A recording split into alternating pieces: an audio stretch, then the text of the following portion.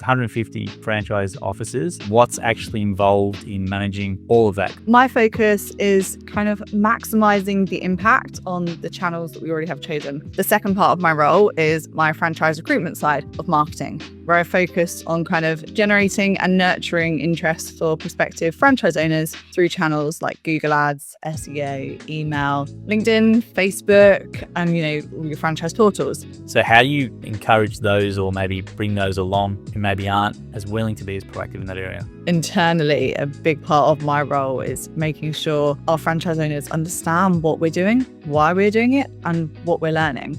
I'm telling them as a marketer to spend their money, but they're like, why? And what I've got to do is provide that narrative that if we convert one and they then convert them into a paying customer, that return on investment is massive. So welcome back to the Franchise Marketer Podcast. I'm joined by Rhianna Clavering, and you're the National Marketing Manager for Caremark, which is a home care franchise in the UK. I think 150 plus franchise locations, offices. Is that correct?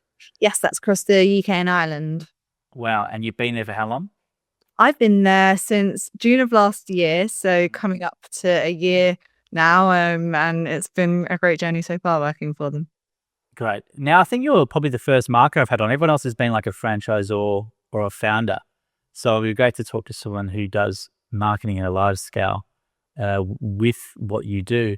So first of all, do you want to talk a little bit about how you fell into franchising and how you got your role where you are now? So franchising, I fell into simply because the role appeared. I hadn't really experienced the world of franchising before Caremark. Prior to that, I was looking after the marketing for a pest control company, very different to home care, but that's the fun side of marketing, that the skills are transferable. And then, so this job came up, and it sounds cheesy, but the reason I applied for the job is because I know I'm good at what I want to do, but I want to make an impact. And care allows me to do that, not only for the audience, the demographic of care being elderly and in need of support, but also our franchise owners who are wanting to make that impact. And I get to support our franchise owners in doing that. So I came into marketing through a degree apprenticeship. I was very fortunate to work for a music distribution company doing a digital marketing degree apprenticeship, which allowed me to kind of have 4 years experience alongside getting a university degree. And because of that, I was able to get a multitude of experience working for different companies alongside the company I was working for. We call it off-the-job training. So I did cold outreach, contacted like major events companies such as Goodwood, and worked on the Goodwood Revival. I also, very proud to say, I worked with the Royal Windsor Horse Show, London International Horse Show, the Queen's Platinum Jubilee celebration, with a company called H-Power. So that was kind of my foray into marketing, and then from there it's just progressed into different industries, and now care and franchising. Well, care franchises in the UK, I think it's a bit more developed than in Australia. So in Australia, we've sort of got this sort of coming in now. It's definitely a big push with what we have over here, but I think you guys are ahead with what you guys do over there. So do you want to talk about the brand you currently work for? Because it's 150 franchise offices, and what's actually involved in managing all of that, because that's quite a large marketing fund and responsibilities you'd have to look after. So do you want to talk a little bit about your day-to-day and what your role encompasses in supporting those franchisees? Yeah, you're right. Care is, since coming into the world of franchising and learning the brands and knowing what care companies are actually franchises, but also learning what care companies are actually in the UK, it's crazy. And it's been a really exciting time to have joined Caremark, because this past year, they were just awarded BFA, the British Franchise Association, HSBC Franchiser of the Year. We're also the Elite Franchise Top 5, which is just absolutely amazing. But so my role is kind of dual purpose. So I have the National Marketing Fund, which supports our customer acquisition, our care assistant recruitment, and brand awareness across our network. The fund itself is a 7-figure budget. It launched in 2024, and I joined sort of 8 months into it. My focus is kind of maximizing the impact on the channels that we already have chosen. So that means looking closely at how we get more of the activity through our small but important refinements to things like the copy, the creative, how we allocate the budgets, our targeting, our reporting. The second part of my role is my franchise recruitment side of marketing, where I focus on kind of generating and nurturing interest for prospective franchise owners through channels like Google Ads, SEO, email, LinkedIn, Facebook, and all your franchise portals. And I think what makes my role interesting as national marketing manager is that it sits at that sort of, I think I'd like call it intersection of like brand, performance, your local marketing, your stakeholder management. We're not just running campaigns, we're making our national strategy, and we can talk about this further later. We're making our national strategy work in a local franchise environment, which is quite cool. To talk about the local franchisees then, is it something where how involved are they in their own marketing of their own business with, let's say, customers, or they're just paying into the national marketing fund and you guys handle it? How does it work with you guys? Franchise owners, they contribute into our national marketing fund, but we also encourage them to do their local marketing. And we call that at Caremark the fifth channel. And I think massive, it's for something like care, that fifth channel, that local marketing piece, without that, the national marketing fund, whilst it's successful and whilst it's impactful, it wouldn't deliver as much of like a trust signal and as much meaning if they weren't doing their local marketing. So for instance, we deliver the national marketing fund across multiple channels. So we have something called Trustis, which is a review aggregate widget that we put on their website. So that's a subscription there. We have a socio-local subscription where every office will get 3 scheduled generalist mainstream posts a week put on their social medias from head office. We have BrightEdge, which is a search engine optimization platform. Then we have homecare.co.uk, which is also carehome.co.uk. I don't know if you guys have heard of that over there, but we have a subscription on there. So it's basically a directory for home care providers. And then we have our things like our Google, our Meta, our TV, our radio, and our door drops. So we have a multitude of channels. That local marketing piece supports that. So they might top up on a door drop, they might top up on their Google, but also go out and sponsor their local football team, go out to their community groups and deliver an event, something like that. I had one that I was talking about the other day, a bingo event. And those extra touch points are what really make that national marketing fund work.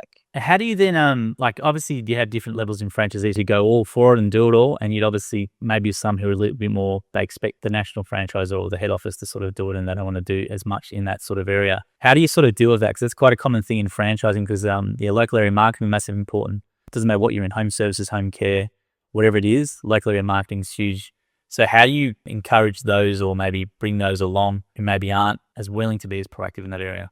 That's such a great question because internally, a big part of my role is making sure our franchise owners understand what we're doing, why we're doing it, and what we're learning. We have some franchise owners who might come from a more marketing business background. We have some that don't.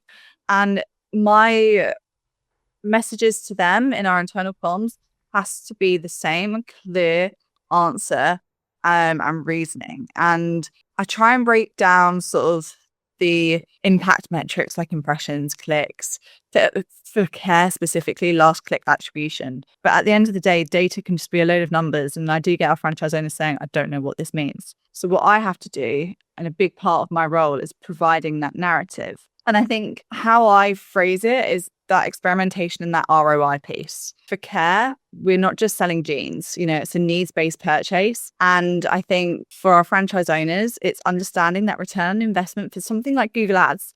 Google Ads, it has to have that 3-month learning period. I'm telling them as a marketer to spend their money and they're like, why?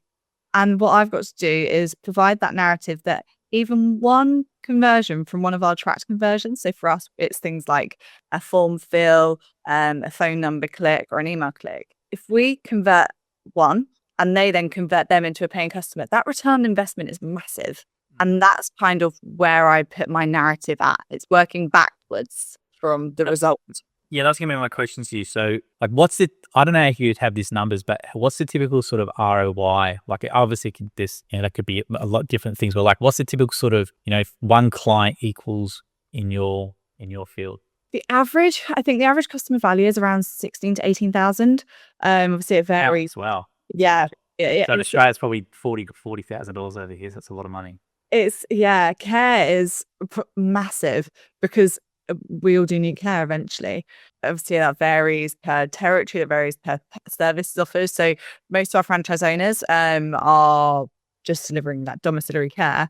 We do have some franchise owners. The National Marketing Fund doesn't advertise for this, but we do have some of our franchise owners offering clinical complex care, which the markets are just so much grander in terms of turnover. And I was going to say, what's your typical acquisition cost then? So it's quite a substantial amount of money for one client. Like, what's your typical sort of cost in terms of acquisition you look at? Because if I'm thinking of me as a franchisee, it's a no-brainer, because if you go, geez, you're going to typical clients £18,000, £16,000, and you go, geez, we're spending $200 to actually inquire that actual conversion, and then we know on your end you need maybe 3 or 4 of those leads to actually convert into one. Like, it's a pretty good, easy case to sell. It's a really easy case to sell in terms of, like, for instance, we did some analysis on our forms on our website. I think if I step back a bit before answering that question, our marketing, we have 2 focuses. So we have our customer acquisition focus, but we have our care assistant focus. So our care assistant recruitment focus. So our National Marketing Fund, each quarter, something quite unique and quite cool is that the franchise owner can choose whether their marketing is for care assistant recruitment or customer acquisition. Now, that care assistant recruitment, a little bit harder to track that sort of acquisition value, but the customer acquisition side of things, we're getting that 30% quality form fill, tracking it in terms of the actual quality of the customer acquisition, because we at Franchise Support Centre track that phone number click, that form fill, the email click. Tracking that next stage is a lot harder because of the scale of our franchise owners. But we have put in place recently that form fill tracking. So we've added another button to see the quality, because our strategy is now quality over quantity. At first, when the National Marketing Fund first launched, we didn't know what we could get for our money, didn't know what we could get for our strategy. Well, now over a year on, we know what we can get for our money and our budget. We know impressions. We just need to maximize that conversion. So that customer acquisition value, in answer to your question, can't put an exact figure on it. We're still learning that now that we've got the strategy in place and now that we're adding the channels to report it. But we know that we're getting at least a 30% sort of quality. Do the franchise owners, like on their end, let's say, for example, they might have, 4 form submissions. Do they actually have a place where they can feed back to you guys in head office where they go converted, warm or whatever? Do they have some CRM where you can actually get the data fed back from them to actually tell you if those leads are quality? So that is kind of, I think, the next stage in what we're planning. Prior to the National Marketing Fund, it didn't exist with Caremark. And now that we're growing to such scale and we're hitting that success as a franchisor, these are all things that we're building. We've actually just migrated over to Monday.com, where we're building that big CRM system. So my other side of my role, my franchise recruitment side of my role, that's where the Monday.com side of things really opened up that CRM system for that, because we did have an older CRM system for managing FranRec. So now putting it into Monday.com and then translating that over to the National Marketing Fund is kind of the next stage in our build. Cool. I was going to say as well, with you mentioned before you recruit for care workers. So the person might own a franchise, but they might have 10 care staff. So you actually run campaigns to fill those spots in their businesses. That's pretty cool. It's really cool. So in terms of the channels, it works exactly the same. So they have Meta ads, they have the Google ads, the leaflets through the door, the TV ad, the radio ads. They're the exact same channels, the exact same timing, but just a different message. And they can switch that on quarter and quarter. So quarter 1, I could want to focus on customer. And in Q1, we ran our door drop, we ran our TV ad, we ran our radio ad. So that's a big, awareness hit. Then Q2, I might think, right, I've done my awareness hit. I've got my customers. Kind of need a few more care assistants to now help me balance this demand. Right, I'm going to run a campaign for care assistants. But in Q2, we only are running the Meta and the Google as opposed to the TV and the radio and the door drops. So you're kind of balancing when you want to use those as a franchise owner. So what's very cool about our fund is it's a national marketing fund, but it works locally. And it is also that kind of makes it the challenge too, and not every territory is identical. What works in one area may need adjusting because of a local demographic and market maturity, but that's kind of the broader outlook on our national to local strategy. And how we do it is we work through things like zone and demographics, and we're heavily postcode targeted. But I was going to say, because you mentioned multiple channels, and I think a big problem is franchisees might they might have favoritism to the channels. So they go, yeah, I never see us in TV, or why are we doing so much on Google? And I never see us over here. How do you deal with allocation in terms of spend to what channel? Like what's your thinking behind it? Because it's always obviously changing. Marketers, we do have professional biases sometimes with where we put money and what we think works. So how do you decide on where to spend what? For us, we work to a 60-40 awareness to activation split. So it's kind of a disciplined balance between building that trust and familiarity over time and then capturing the demand when people are ready to act. And real quickly, why did you decide on that split? That split was decided prior to me joining, but I suppose I go back to the needs-based purchase with home care. We aren't selling those jeans. So that brand awareness piece is massive because you're thinking, right, you're targeting your audience, heavily targeted in your area to those Sona demographics, Caremark. It's always in the right brain. And when that need does come, if you're going to search a home care near me, because let's face it, those home care near me searches are just growing. Any near me search is growing.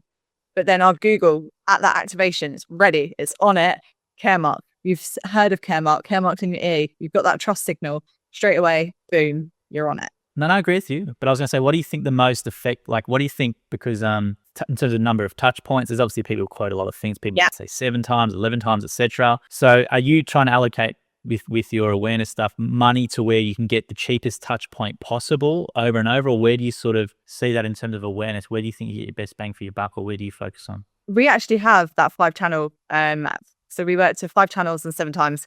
So the idea behind that 5 channels is that when people are more likely to build familiarity and trust when they see their brand across those multiple touch points. And then the 7 times is the frequency. Now, Meta alone, just a small channel itself, you can hit that frequency then with another channel combined. So, it's not one channel works better than others for me. The real effectiveness comes in how they support each other. So, that family might hear us on the radio, see a leaflet, search later on Google, and then inquire. And I think it's that joined up journey that matters the most. So, TV and radio are great for that broad reach, that trust, that memory building. Door drops work well because they're targeted, carefully and through to that postcode. Google captures that intent right there when they're searching. And then Meta is that interesting one because it can be that awareness piece, but it can also be that activation piece. It's not, people on Meta, they're not actively searching for care at that moment, but our demographic data and all of our targeting means that they might have been searching for it and things like that. So it is both that awareness and targeted response. We haven't really looked at retargeting yet within the budget, but that's when maybe the channels might distinguish from one another in terms of effectiveness. And what about your opinions on then TV and radio? Because, over here, a lot of people are moving their budgets away from TV and radio. They're focusing more on really heavily on social, a lot more on programmatic, SVOD, like streaming video on demand, things like that. So how do you, TV and radio, what are your sort of thoughts on that overall as a marketing channel? Right. It's an interesting one in terms of my opinion. Sort of the cost, because it's really expensive. That's why I'm really, me personally, I'm a sort of against it, because I think, as you said before, I can get far more, touch points and repetition on the social, on Meta, for example, right? I can get 3 or 4 times. I can get someone to see an ad far, far cheaper than what I would on TV or your radio, from impressions of just from hearing us point of view or seeing us. So what are your sorts of thoughts on that? Completely agree. In terms of the value of what other channels can provide for the spend. So our TV ad isn't just on TV per se. So it's run through Sky Ad Smart. So that allows us to be so heavily postcode targeted and demographic targeted. So for instance, me and you, and how it works is me and you could be neighbours, but you might be in the market for care because your parents might be in need of care. So you get shown the ad. But I could be watching the exact same program as you on Sky Ads, Sky Ad Smart, on Sky, sorry. Then I could be watching the exact same program as you, your next door neighbour, but not shown it. And that allows us to be targeted. It also allows us to control our spend. Then with DAX, it works in a similar way. We're following our target customer around. So it's through the audio speakers and like Spotify, you could pass that on Alexa and everything like that, which is a tricky one. And I haven't seen the comparison to say whether or not we should stay on it. But with our National Marketing Fund, because it's so postcode driven, what I've learned, I've been doing some research on how best to maybe change some channels. But every office has to be able to have the same reach, or at least an average fairness. And it's those channels like the TV, the radio, the door drops, that we can control that, and we can control the spend, and we can control that targeting. So for the National Marketing Fund at Caremark, that TV and radio piece is a really effective channel and actually is a good way to control our budget. In terms of marketing in general, I agree with you. How do you then deal with that challenge within the business? Because you would have people, one way, and you've obviously, what you're saying is going to go another way. And I think a lot of marketing people underestimate how political it can be sometimes, or a lot of the job is pretty much, I think 50% just dealing with people, and as you said before, explaining things, and there's a whole lot of political stuff, and just as a marketing role, I think that's where a lot of time is spent now. So how do you sort of deal with that, especially with you with 150 franchisees, and you'd obviously have other head office staff and things like that. You'd have a lot of opinions, because marketing is the one thing where everyone thinks everyone's got an opinion on marketing. Everyone thinks they know what works, because they always relate that to what works on them, and they want to tell you about their opinion because they're obviously your target market or your target audience, right? So how do you deal with all that? You always listen. Or do you have a similar experience? I should say that. It might just be my experience. No. I do have a similar experience.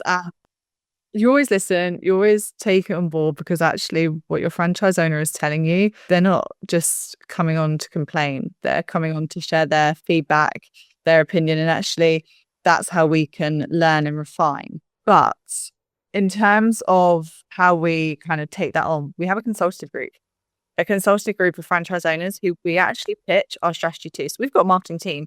I have my director of marketing above me, and so I coordinate the strategy alongside her. She then goes to the consultative group, says, look, we're trying to do X, Y, Z. This is what we want to do. I'll give you a final opinion. They then approve it. We go ahead. And that consultative group represents our franchise owners. And actually, because of that TV and radio, so we used to run TV twice, door drops once, and radio twice. We did them at golden times. So our TV came on around Boxing Day, lasted 6 weeks. Door drops just after that, and the radio at the same time. We repeated that in September.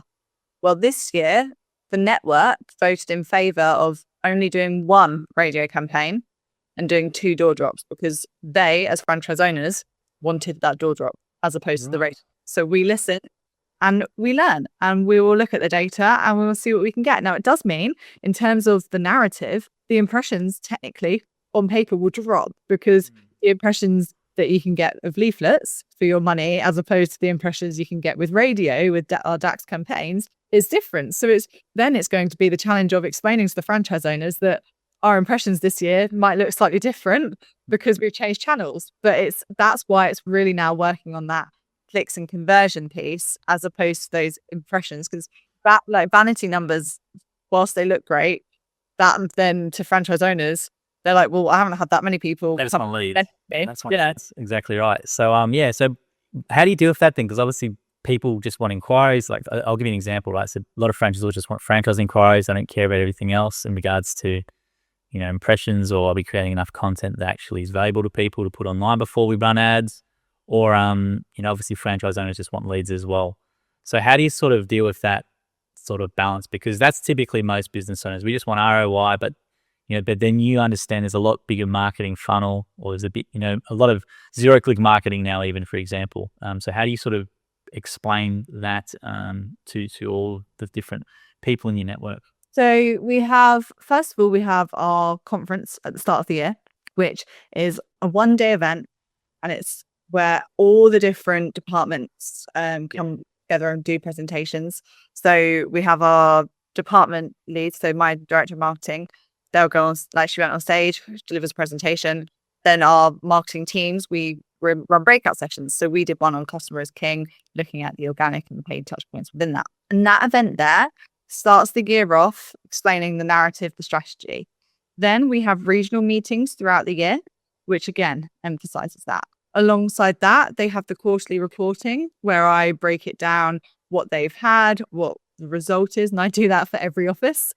So that's a long, busy part of my month at the end of each quarter, and I will then happily go on a call with every franchise owner, talk it through, and it's really that one-to-one narrative that they can contact me at any point and ask a question. That's how I deal with it. I haven't found a more suitable strategy that covers everyone because, like I say, every territory is so different, but yet we're doing a national marketing strategy, but it works in a local marketing way.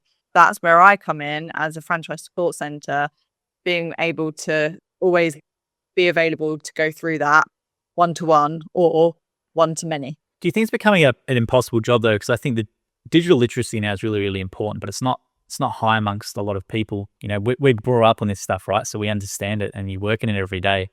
I think marketing back, 20 years ago is a lot more simpler. TV ad, radio, maybe a magazine, whatever it is, newspaper, that's it, right? Now you've got all these different things, which then the typical franchise owner, it can have a really hard time understanding all this stuff because there's just so many more places you can be all the time now, and there's technical terms and there's all these acronyms and things like that, like SEO and PPC, which they don't understand.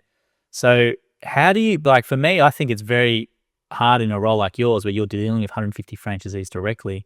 Do you see your role as just purely a lot of education, like digital marketing education, I guess, at a local level? Yeah, I completely see my role as that support liaison, as well as also kind of an idea brainstorm. I will happily go on the phone and just talk to the franchise owners and idea brainstorm. We do actually have a local marketing manager who does the local marketing side, and we run local marketing plans. Currently hiring for that position at the moment, and it's really kind of brought on more conversations with myself and franchise owners in terms of how they can marry up that that national marketing strategy. We have things like an NMF checklist. We have a multitude of resources. I am there making video guides, written guides, any guide, you name it, I will make it, because I want them to understand it in a way that works for them. And how do you, sorry, I was going to say, but implementation for me is a big one. So it's great you've got, you're doing a lot of stuff with that, but how do you make sure they actually implement it? Or you'd be related back to all the unit performance, and then you put it back on the franchisee if they haven't implemented what you've done, and then they're complaining about this and that. How do you sort of deal with that? I have some great fun spreadsheet trackers that I have, and that's something I've really bought in from when I've joined, is that, right, okay, I'm now 8 months in. What can I do to now really improve this? Well, I'm basically, in a sense, doing it myself. If a franchise owner hasn't got their information filled in on homecare.co.uk, they're in my tracker. I'm contacting them. We have our RSM, so our regional support managers. I'm there contacting their RSM. We're becoming a unit. But I'm phoning up the franchise owner directly, and I'm saying, look, what is the answer? I'll do it for you, to try and get this push, because once we show them the result of that push, they then will do that. I've just run a load of training webinars on BrightEdge because that's a newly launched tool. And so I have done a written guide. I've done a video guide. I have done mass webinars, but then I'm now also doing individual training sessions and then regional training sessions. And it's, I think, where I'm finding the most success is showing that result straight off, then seeing that result and thinking, okay, we'll continue it. Quickly about BrightEdge, that's an SEO platform. So your franchisees have like their own local website for their territory, I guess, and then they need to use BrightEdge to do their own SEO, or? So we have a digital marketing manager. He's absolutely incredible. He looks after the SEO for all the websites, and something we did at the end of last year is log down the website. So before, every office had their own local page, they had control over it all. But that meant lots of pages, lots of duplicate content between offices, things like that. So now they have access to their blog page or their article page, and they have access to their jobs page. Everything else we update at Franchise Support Center. So BrightEdge, the subscription pays for the SEO that Nuno, our digital marketing manager, will work on. What they have access to is the Content Advisor tool, which is essentially a very on-brand Copilot ChatGPT. So it pulls in that SEO data. They come in with their keyword that they want to write the article about. We encourage them to write that one article a month, that excellent article on things that they will get found for in terms of home care, but also non-home care keywords like, best parks near Caremark, Aaron, or in Word. Local content, right? Yeah. And that there will improve their SEO. So that's what BrightEdge is for, to help them do that. And how do you see AI, with obviously AI overviews and AI search now coming in, affecting you? Because I think that's smart what you just said. Then you're giving franchisees the ability to actually add unique content to their local pages and information about parks and stuff, make that truly unique, right? And actually get ranked in Google, not these programmatic pages which just spit out things and don't have any ranking value, so don't get indexed. So that's really smart. So how do you see that sort of affecting what you do? Because obviously outbound clicks now are obviously reduced a bit because of the AI overviews and things like that. And I can imagine with what you guys do, you would have had a lot of advice articles with a bunch of whole range of topics, which now you don't get that outbound traffic to as well. So how are you trying to compensate with that with your online strategy? Well, BrightEdge is brilliant. We can use the AI sort of results on there to track our progress. Obviously, do our own sort of sentiment analysis within AI as well. But we've been massively adding things like FAQs and all stuff like what AI pulls in, what those LLMs actually want to track that it will then show. But that's where those articles and that narrative to the franchise owner is really paying off. So the franchise owners that have done those excellent articles using BrightEdge, making them really sort of on brand, but also on topic to not just the keyword, but phrases around the keyword, adding almost answers to questions without explicitly putting the questions, all things that those AI want. And then those franchise owners that have done that, they are appearing in like Google AI overview. And we've taken screenshots of that. And that's when we show that to the other franchise owners, because that's how that's a network. That's why franchising is so amazing, because you have that network to learn from one another. And when franchise owners see another franchise owner doing well and it working, that's when they will then do it. Absolutely. Yeah, we're big on Australian Google business profiles. So that's a big part of it over here. And we find that franchisees obviously take it a lot more seriously, get a lot more work. So for us, we're the same. We show a lot at the regional franchisor meetings, who's getting the most and this how many clicks and extra calls they've got via their Google business profile compared to franchisees who have hardly any reviews. And that's always good to show that stuff as well. Because do each one of your locations have a Google business profile as well, which they're responsible for? Now, how important is that into what I can imagine be really important with what you do now? Because I think people now instinctively, they'll go to the 3 map and I'll have a look, and they're obviously influenced by star rating, number of reviews, and have a look. So how much control do you have that, or do you collect reviews for franchisees, or you have things in place for franchisees to do that, or how do you help them with that? Okay, so in answer to the Google My Business importance, massively important, having that straight away, that phone number on your Google and your office. Well, the office address, not so, because it's more for you to be found in Google. Obviously, with home care, it's in the home. So the address isn't really as important for the customer in terms of where you are, but to be found for their searches, it's there. But that phone number, that straight away, that website, the reviews, we really encourage them to get reviews. Now, that's an interesting part of your question, because there's a balance. Trustis is the review aggregate, and that pulls in the reviews from Google, from social medias, from Trustis itself. It does pull in the home care, but it doesn't actually display them on the widget because through the API. So homecare.co.uk reviews, that's a massive directory. They're big on SEO. We need our franchise owners to get reviews on there, but we need them to get Google reviews too. So it's encouraging franchise owners to find a balance, but really populate that Google review too. So we have templates for QR codes, and I've written a review strategy on how another franchise owner has done really well in getting those reviews, both on homecare.co.uk and Google, when to ask, how to ask, which one to ask for. But yes, Google reviews is a massive thing for us. Yeah, it is. It's becoming a lot more important because when AI overview mode starts becoming a bit more used by people, a lot of the time if you go, who's the best home care provider near me, for example, it's pulling in just 3 results, and generally it's from the map listing. So it's a really important one moving forward. I was going to say as well, the recruitment side. What do you do from the franchise recruitment side? I'm sort of big on this area. It's sort of my specialty. So I want to hear how you recruit franchisees, and is there anything different from a franchise recruitment point of view that you might do? The franchise recruitment side of things. So basically, the prospect, at this point is a completely different audience. I was going to tell you, who is your prospect for this type of franchises? Like what type of backgrounds, what type of people? They don't have to come from care. Right. It's someone that is passionate, wants to make a difference, wants to be successful. At the end of the day, the franchise owner does want to make money and succeed and grow, because that's just business, acumen. But they need to have a passion and a want to deliver something of such care that, at Caremark, that they're not going to accept everybody.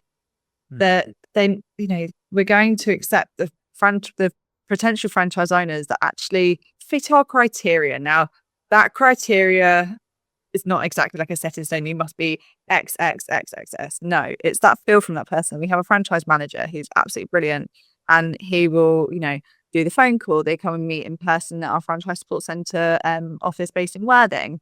Yeah. So in terms of my marketing side, my audience here is very different than obviously customer acquisition and the care assistant recruitment. I'm targeting people from all across the country to bring them in at they're earlier in their decision process. They considering that business investment, they might not know about care and that potential career shift that they can do. And it's that long-term commitment. So my marketing here has to answer kind of different questions. It has to build credibility, show the strength of the model, demonstrate support, give people reasons to, stay engaged while they consider their options. I was going to say, well, how are you building the trust then? What do you put in front of them to build trust? Because I think franchising is a bit of skepticism. I think it matters if you're US, UK, or Australia. So how are you building trust in that as well? And where are you spending, or where you find the most success from an advertising point of view within recruitment marketing? So prior to me joining, they did do a few emails, still had the email strategy, but I've really sort of brought in an email nurture funnel, if that makes sense. My real aim is to attract people, help them move through that journey with confidence. And more leads are only useful if they're the right fit and if the journey supports them properly. So I think what I've really sort of tried to focus on is that email side of things in terms of getting their data through getting them to sign up for our prospectus. Now, I know not everyone wants to agree to prospectus, but quite a lot of our franchise audience are a little bit more traditional and want that big brochure as well as looking at our socials and things like that. And I'll come on to that in a second. But where I've seen real success at the moment is that building a healthier pipeline at like the top and the middle of funnel, they'll find the opportunity, and then that nurture activity moves them through the journey. It drip feeds them that information. And that's important because it's that longer, more personalized journey. And it's a more considered decision. So I really found success in my email welcome flow that I've created. And then the other side of it is I'm a big believer on socials for thought leadership. Don't get me wrong, vanity metrics are lovely, but I believe in the fact that you publish that content, whether that be on YouTube, it doesn't need to get reviews there and then, but you publish that content on YouTube, you publish that content on social media, you make it so it's actually useful content that shows who you are behind the brand. As British BFA's Franchisor of the Year, we've got that kudos. Now use our channels to actually show why we've got that kudos, who we are, who are we behind the brand. That's where that thought leadership then supports your content on your website. It supports that prospectus, because at the end of the day, that prospectus is useful. It has every single bit of information, but that's just facts and figures. It doesn't show that personality. And at Caremark, that's what really makes us successful. It's our support. It's who we are. It's our brand values. And then that's how I use the other channels to support that. We are on things like portals, just as we're on homecare.co.uk in our national marketing fund, we're on other portals.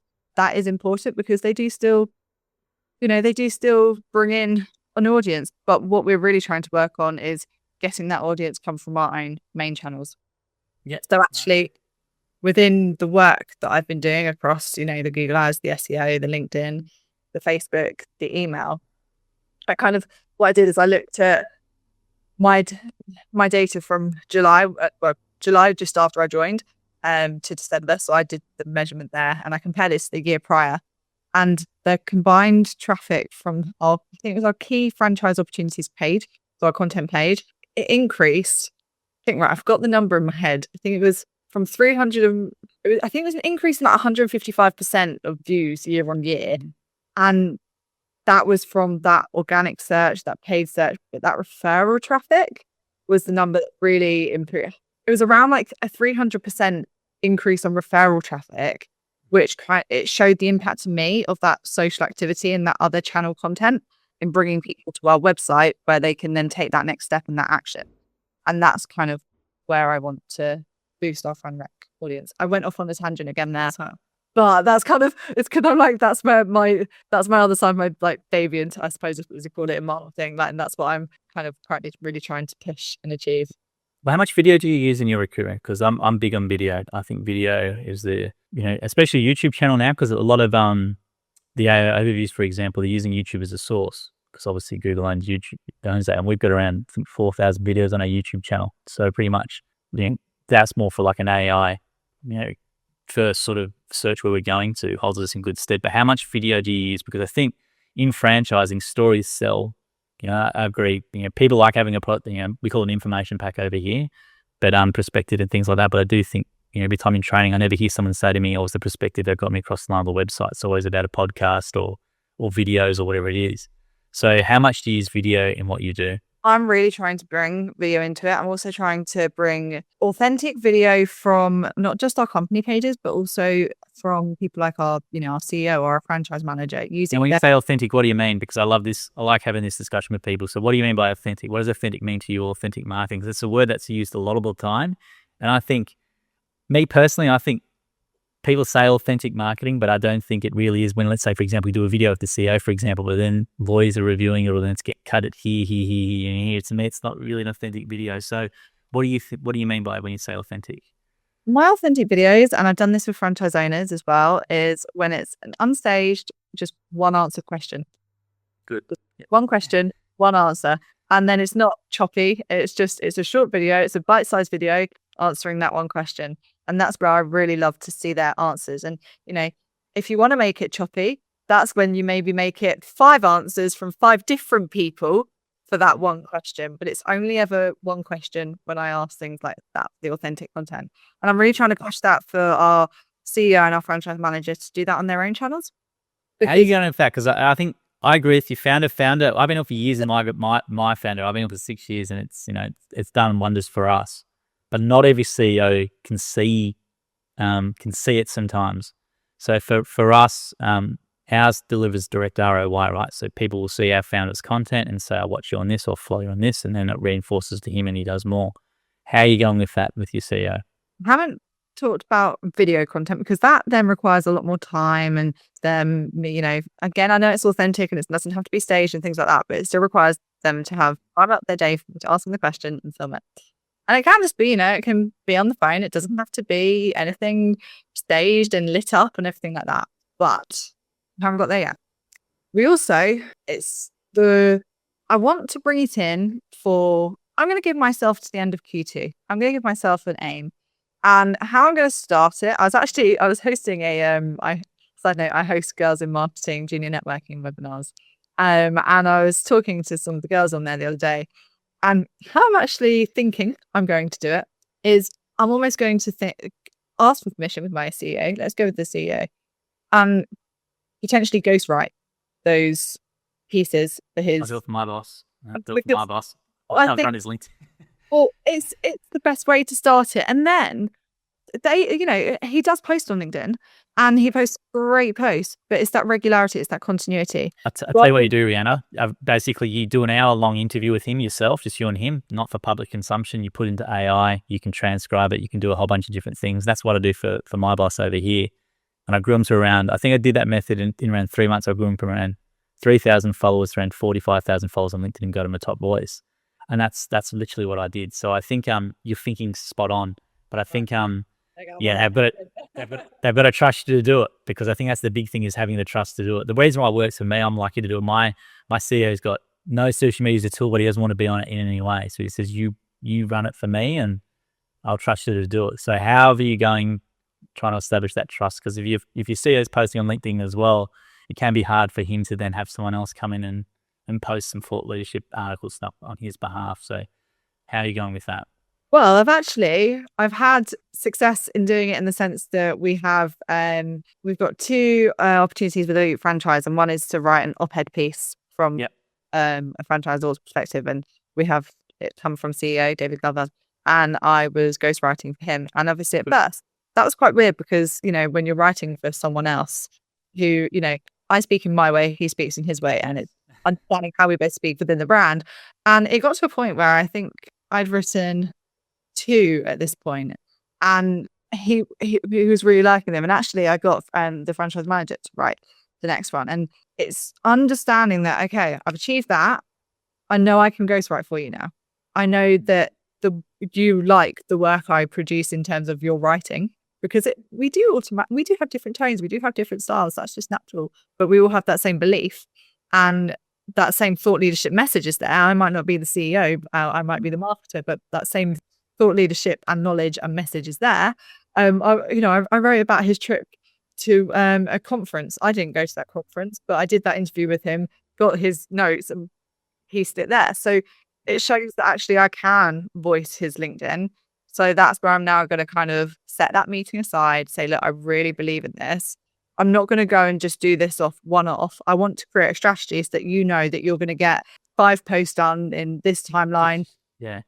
Just showing my bosses, Rihanna will help your case. Yeah. So show them Jim Penman's one, and then it will help your case, because it's been massive for us, and we get a lot of franchise sales and franchise. That's the first thing that people actually get some interest in being a franchisee is our CEOs, founder content. So founder-led marketing is huge. I think it's a big unlock, and I think CEOs who just trust people like yourself to do it.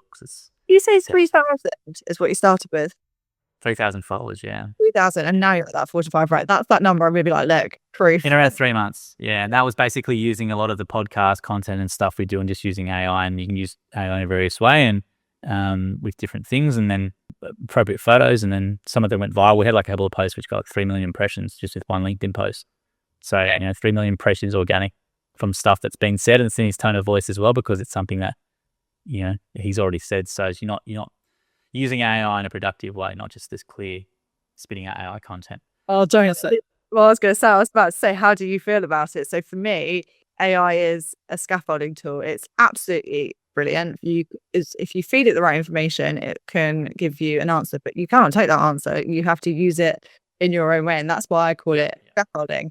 But it's interesting that you're so open about using it, because there are so many marketers out there that are a bit like, oh, AI. And I think I read, yeah, well, I agree with you. And there's a whole, I think only marketers care about it. I don't think the average person cares about it. I don't think anyone else cares about it. I think it's just the marketers care about it. And to be honest with you, I'd say 90% of LinkedIn posts now done by people that are AI assisted in some way, just fully, with AI. And obviously people, when they see M dashes or a whole bunch of rocket emojis, no, it's purely AI. So I think if you use it in a tasteful way, so you use it as to get, like, give an example, right? So the strategy I do, those posts, if you read them, all sound like my boss, if you listen to them on podcasts and videos, but you've got to use it in a smart way. And you're right, you do have to edit it. As you said, scaffolding is a good example of it, but you can just extract all those insights and things which you just couldn't do with your time before. I don't think you see what you spend 4 hours manually writing a post and doing this and this and this, whereas you can use AI to sort of, within 10 minutes, get a really on-brand sounding thing with proper insights for that. AI just helps you do that a lot quicker. I think that's the key. I think AI and marketing, I think marketers are really scared of it. Like, there's a lot of things like Claude Code and stuff out now which can do some remarkable things. And I think in your role, I was going to ask you about AI. Are you using AI in your role? Because I think in your role, it'd be pretty crucial with how many people you have to deal with. And, you could use something like Fathom with all your follow-up calls and have that into insights for people. And how are you actually using it in what you're doing? Well, AI from like a content generation perspective, from just, like I say, that scaffolding to create that content, to analyze that data, to use it as an extension. It's completely time saving. 150 franchise offices. What are you using? I'm using ChatGPT. I was actually going to ask you that, because there's been a lot of controversy recently in terms of chat to Claude. I've never been a fan of Copilot. Never really. No, I don't like Copilot. No. But I did. So I have the paid for version of ChatGPT. I don't have the paid for version of Claude, but I did go on and use Claude the other day, and it was very professional in its answers. And because I don't use it to just spit me out an answer and then post it, I basically took what Claude wrote and took what ChatGPT wrote and wrote a Rihanna answer. Cool. But in a sense, it was interesting to see the difference. And I put in the exact same prompt. Yeah. I fed it the exact same information. I always overfeed information with my AI, because that's when you actually get the answer. But yeah, no, I'm still ChatGPT. I was talking to our digital marketing manager. Like, it knows me. Like, I can't stray in. I know you can do that big export and everything like that. Yeah. I'm still ChatGPT. What about you? Which one are you? I use both. I use Gemini as well. So I use Gemini for all infographics and stuff on LinkedIn. You can pretty much create amazing infographics with Gemini, but I'm using Claude more than I am ChatGPT at the moment. But I think ChatGPT is still good for a lot of things. A lot of people are saying Claude's, ChatGPT is no good, but it's not true. I think I use three. So that's the answer. I use three, and I use them for different things as well. And I think Claude, you can whip up landing pages and stuff really, really easily now. And then ChatGPT, I still use for a lot of ideation and stuff like that. As you said before, I've had a lot of conversations with ChatGPT over the years, so I've got a lot of good project folders set up for LinkedIn and things like that. But Claude, I have been using a lot more than ChatGPT lately, just because I think the Claude code, with what you can do with it now, with skills as well, the skills function in it is really, really powerful. Well, I've seen a lot of stuff on LinkedIn over the past couple of days of like Claude, like AI sort of, I suppose, the agents in a way that Yeah. stats and things like that. I've got some marketing agents and stuff like that, and it is good, but it just chews up a lot of tokens. So and you need to have the $200 the max plan. If you're using a $30 plan, which I use, your tokens go pretty quickly. So yeah, if you've got a lot of tokens and a lot of the highest plan, then agents within Claude are great. But if you don't have the highest plan, you chew up your tokens, and you're pretty much within 10 minutes you've used up all your allotment. But I think, like you say, you're on three. I do actually use Gemini in terms of like for that like image generation side of things. But I think actually the answer almost as a marketer should be that you use and I'm not saying that you must do this, but in my opinion, you need to use all of them, because if you are using it as that scaffolding, then you take every bit of information, you pick the best bits and you put it all together. And so why not every tool that you can? Obviously, you don't use every tool because you'd be there getting 10,000 different answers and all stuff like that. You want your main focus, which 3 is always a nice number. And I think, well, 2, I suppose, for information, but then use that to then inform your answer. Absolutely. Now, I've got the last question for you, because I've got to do another podcast at 11, actually. I'm interviewing one of our franchisees with a podcast. But the question is, that you mentioned young people into franchising or being, coming into the industry, and that's what you're really passionate about. So do you want to talk about that? And why? And you mentioned about the school and talking to young people in school about it, which I think is really cool. It's definitely not done over here. Over here, you're sort of taught, go to university or do a trade. There's nothing else. So do you want to talk about that from your aspect? I think what really sparked it was, I mentioned at the start, my journey into sort of marketing, and as opposed to my degree apprenticeship. So, at schools you are taught, go to uni, go into the trade, go into work and some training. But those opportunities of roles that you're not taught about, that's where I'm really trying to go into schools and get students to think outside the box. What are they interested in? Because at the end of the day, there's roles out there that will suit anyone. You just have to find that opportunity. And that's how my biggest thing is, don't be afraid of the word no. That's how I got those amazing names on my CV at a young age. I asked. If you don't ask, you don't get. And what franchising allows you to do. And I did a franchising presentation on Friday, and it was the first time I delivered this particular presentation. And essentially, I got them to do a franchising career map. So name a franchising brand, and then, oh look, there's local roles. So if you're a franchise owner, you have your local roles. So you can have a manager, you can have a marketer, you have your HR within your own franchise. But then there's the head office. And as the franchisor grows, their roles grow. So you don't just have director level. You can start from an apprentice to an exec, to a manager, to a lead, to then director. So that almost American dream type thing of that, work your way up. Yeah. And then for franchising allows you to do. And then you have suppliers. I mentioned to you about Elite earlier, but you've got all your network suppliers. So there's stuff within franchising that you can either sidestep to or come from, to maybe go from supplier to head office. And that's from ops, from marketing, from HR to data.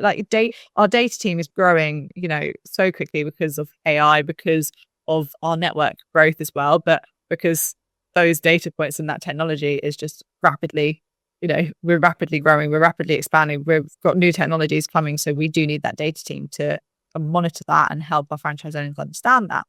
And what I want to communicate in schools is show them what industries are out there and show them the routes to get there and how they can make it happen for themselves, because opportunities don't land in your lap. And at that sort of age, you don't know what you want to do. You might be 30 and you still don't know what you want to do, but what you can do is make little steps that lead you to that place where you're doing something you're interested in, you're doing something which is making an impact, and you're doing something where you can grow. And why I'm so excited about franchising and explaining that to the younger students is that because that is exactly the type of place that you can do all of the above. Especially in your industry as well. I think it's just going to keep growing, and that's the thing. And also, they can become a franchisee and be their own boss as well. It's a great business career path. But Rhianna, thank you very much for your time today as well. If people want to find you, obviously LinkedIn's probably the best place. They can just search you up on there. Yes, exactly. Just Rhianna Clavering on LinkedIn. Yep. No, I appreciate your time today and your insights as well. It's always good to connect with people from the UK. I think we've got a similar culture in terms of franchising. A bit of terms, different lingo, but I do think our structures are pretty similar. We just call them different things. So thank you very much for your time today, Rhianna. I do really appreciate it. Thank you for having me. I've absolutely had a blast. It's been great getting to know you. Great knowing about your success of your LinkedIn. So I'm going to be saying that to my CEO. I'm getting a meeting. Use that as the example for your boss, because if he goes, why should I do it? Well, here's an example. So that's the only reason I was putting it forward, just so it'd make your life a little bit easier. Love it. Right, have a look with your day. Thanks, Rhianna. Thank you. No, it's bye.